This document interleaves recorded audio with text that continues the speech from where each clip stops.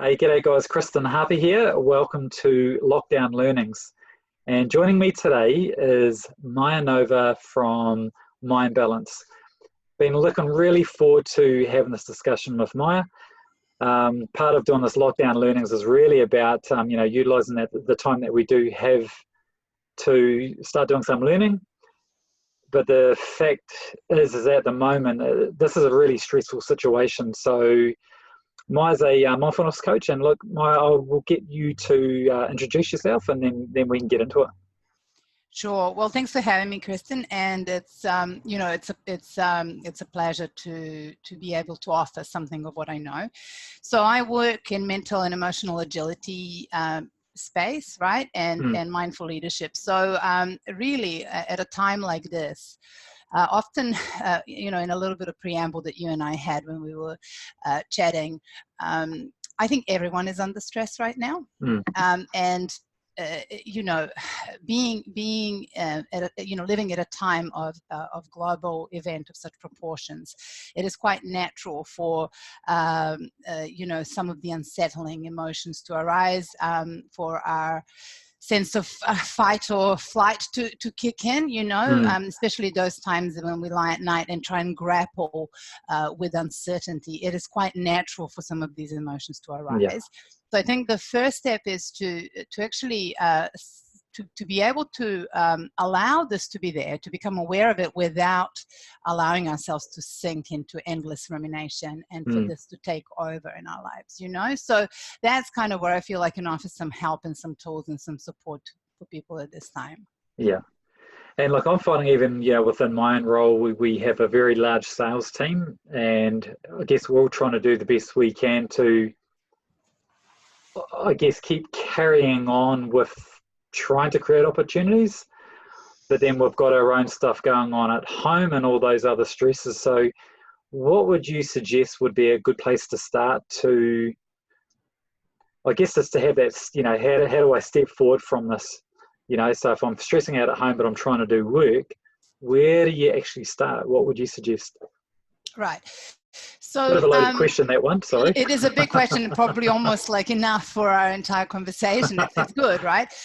So, to go back to what you called this, lockdown learnings. Lockdown learnings. Like it actually comes down to what can I learn from this, right? Because this is not business as usual. And I think the most difficult thing is being thrown out of our routines in ways that, we feel comfortable with.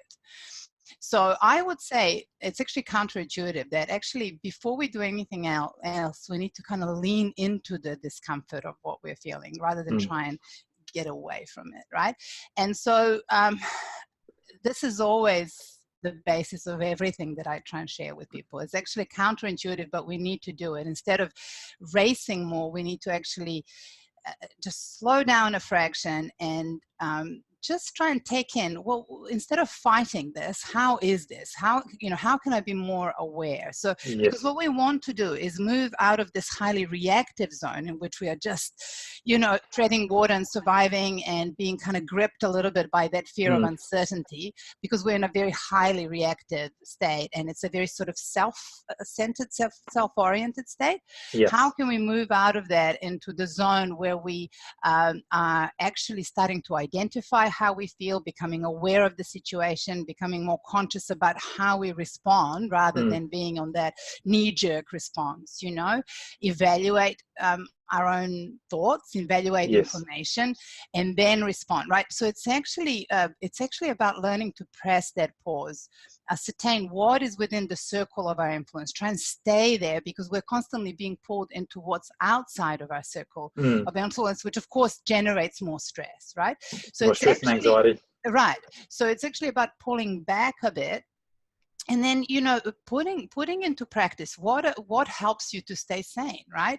And we need to come to those foundations, right? We talked a bit earlier, it's getting some exercise, getting some fresh air. I think it's really important to have some self-reflective time, even if it means just writing it all out on a piece of paper or taking a few moments just to center ourselves, do some deep breathing. We know from research that breathing is one of the most simple and most effective ways to self-regulate, to bring ourselves into a state where we are calmer, more present, where we can actually, activate our parasympathetic nervous system. None of this is complicated, right? But what is difficult is that it requires a certain amount of discipline and clarity and intention, I would say. Intention is a really powerful thing, right? And so so we can then move out of this learning zone into a growth zone where we do feel genuinely more at peace, when we are more empathetic, where we're more conscious, where we are able to practice the stuff where we are moving into a more open state, more creative, more collaborative, and so on, right? But it's very difficult to be there when we are actually in a contracted state. Do you see what I mean? So I think that is the both the challenge and the opportunity of a time like this. That's funny, because as we were saying earlier, thrown to, when you've got kids in the house as well, it just sort of adds that different layer of different stress. Yeah, definitely.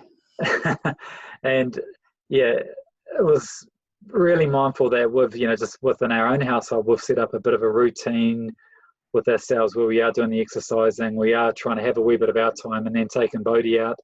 But then also with, my team, making sure that we're regularly catching up and having that time and having that space, because what I see is happening, and what I've, even with me, is that you go through, what I feel like we're going through is different emotional states at different times as well. Yeah, absolutely. So, and it's, some days is really good, and some days are just a wee bit, like, would you suggest that first place to start really is just really that breathing, that deep breathing? Look, and also, I've just actually lost you for some reason. Sorry, I'm just going to get out. Oh, no, sorry, it's just me. Sorry, just a second. Oh, yeah, here you are. Technology and what we're living through right now. It's okay. And I think that's also another thing that's beautiful about this, is that we're all just trying to work it out. No one's got it. And so we can all be a bit more, just a little bit more tolerant, a little bit kinder, a little bit more supportive, because we're all going through this. So, look, I think what you're saying in terms of when it comes to leadership, and in general, when I talk about leadership, I always talk about it in an inclusive way, because we're influencing. We have this circle of influence around us all the time. So how we show up with our kids and our partner and our team, it's all the same, really. So I am also interested in, rather than just having some strategies, is how am I being here? What am I? How, it's recognizing, like, virus is contagious, right? But so is fear, so is negativity, so is hope, so is, so I think you probably know this from doing a bit of work with me in the past. That's why I'm so passionate about self-awareness, because once we can embrace our own messy humanity and can actually work with it and acknowledge it, and then we can actually have a degree of tolerance and empathy and skill with others, right? So when you ask, I think one of the key things is to keep checking in with people. And what I'm finding is that, we all need to build our emotional intelligence and the ability to name even how we're feeling. A lot of the time you ask people, how are you? And it's sort of like, it's more like a throwaway comment. Right. Exactly. Firstly, that's exactly right. So if you're going to ask that question, then actually allow a little bit of time and actually become present yourself and really listen to what other people have to say, because there's a lot of gold there and a lot of opportunities to both connect and move those conversations deeper, because we often ask it and don't know how to hold space for people to actually share, and we have an enormous range of emotions. Like I have been working with the wheel of emotion, and well, I'm feeling sad, but what is it? Is it lonely? Is it bored? Is it Yeah. tired? Is it inadequate? Is it, what is it? Am I feeling angry? Am I feeling critical or skeptical or irritated or hateful or jealous? I mean, what am I feeling? Hurt. You see what I mean? If Yeah. I'm feeling positive, am I excited? Am I fascinated? Am I engaged? Am I creative? Aware? You see what I mean? There's a huge range. And so we can encourage people a bit with this, I think it's really, really important. So I think my timer says that we are now nearly 10 minutes into our conversation. So we wanted to keep this nice and sharp. So I hope, I hope what I said is valuable. I really think it starts with self-awareness. It starts with choosing to actually become engaged with it, respond rather than just react. Put some of the stuff in practice, because this is where the rubber hits the road. Yeah. How am I going to do this, right? And I think it is that respond rather than react. And responding just takes that, take a breath, listen, be intentional, be present. Yeah. And I think that's probably the biggest thing right now is, how do you be present in such, when you're stressed, how do you be present when you're when your bloody emotions are all over the show? And that's why what I said at the beginning is so important, is that sometimes we have this idea that we can only be present when things are going well, when we are on a nice walk and everything is calm and enjoyable, right? But actually, I want to put it to you that it's much more fruitful for our growth and learning to actually be present in times when things are not going so well. And so this ability to lean into that discomfort. And, in mindfulness-based practice, equanimity is such an important quality to have, because it's saying, well, it's okay, it's like this, and it's impermanent. I can feel what stress feels like, and I can take a few deep breaths, and actually then I'm in a much better position than when I'm ignoring it. Because it's going to affect me regardless, right? So it's this kind of counterintuitive thing where we need to move towards rather than away, and to trust our ability that we're safe to feel this, and that we can, just by learning even some absolute foundations of mindfulness-based practice, which is really all about being here and now. Accessing our senses, our breath, centering ourselves, and then we can proceed. So I think it's a very, very, very important, valuable thing to engage with right now, so that we can be present for ourselves and for our people and for the work that we're trying to do. Hey, look, Maya, thank you very much for your time. There's some really key messages in there.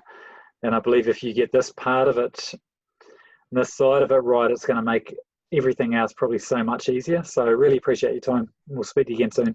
Yeah, thanks. Pleasure to be here. Thank you.